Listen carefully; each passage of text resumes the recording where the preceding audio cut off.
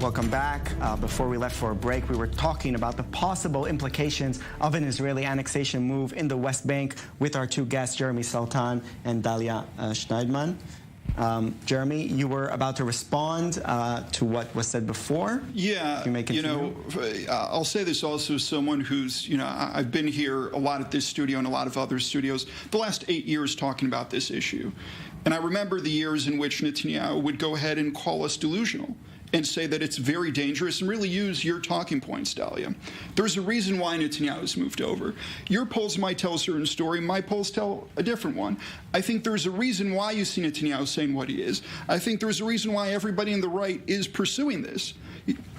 Politicians don't do stuff for no reasoning. So if you're going to go ahead and say that this is not an issue, explain why we're talking about it. Explain why Netanyahu has decided to set the stage with it and why it is that it's such a hot-button issue. I wasn't talking about my polls. I was talking about every poll I've seen published in the public domain that fails to show a majority in favor of this policy. Now, of course, those polls are an average. The right wing supports this at much higher rates, no question.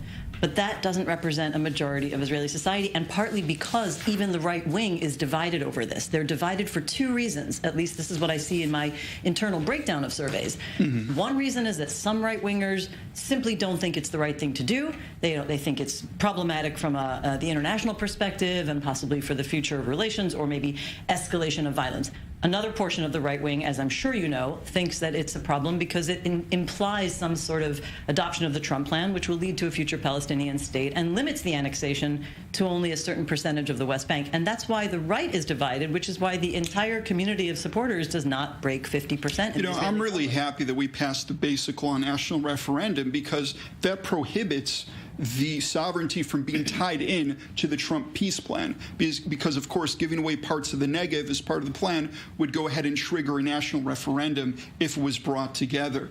Now, I hear the stuff that you're saying, but I just keep on coming back to the point that a majority of the right wing, but also centrist, if this went to the Knesset, Yisrael Beitenu would vote for, the Derech Eretz MKs said they would vote for. There is a majority in the Israeli parliament. There wasn't a majority in the Israeli parliament for Netanyahu and his right-wing bloc. But when it comes to this issue of applying Israeli sovereignty in Judea and Samaria, there is a majority in the government. There is a majority within the Knesset. That sounds like a majority to me.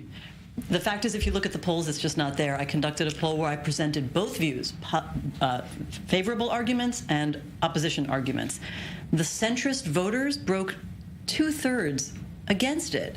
So if Blue and White does that, as we know, ever since Blue and White entered the coalition... Well, I didn't say Blue and White, I said Derech Eretz. Ever since... I know, but Derech Eretz is only two parliamentarians. It doesn't count for very much. How many people voted for Blue and White because of Derech Eretz? Right, the Blue and White voters think their party betrayed them the moment they went into the coalition, and partly for this reason. Final point, Jeremy, if you may. Final point. I will welcome the decision if Netanyahu makes July 1st a historic day. Unfortunately, I don't think he will. Final the Israeli point, public Dahlia. will not welcome it. All right. Thank you very much for that fascinating conversation. Dahlia Scheindlin, pollster and political strategist. Jeremy Saltan, political strategist for the Yamina list. Thank you very much for coming on the show.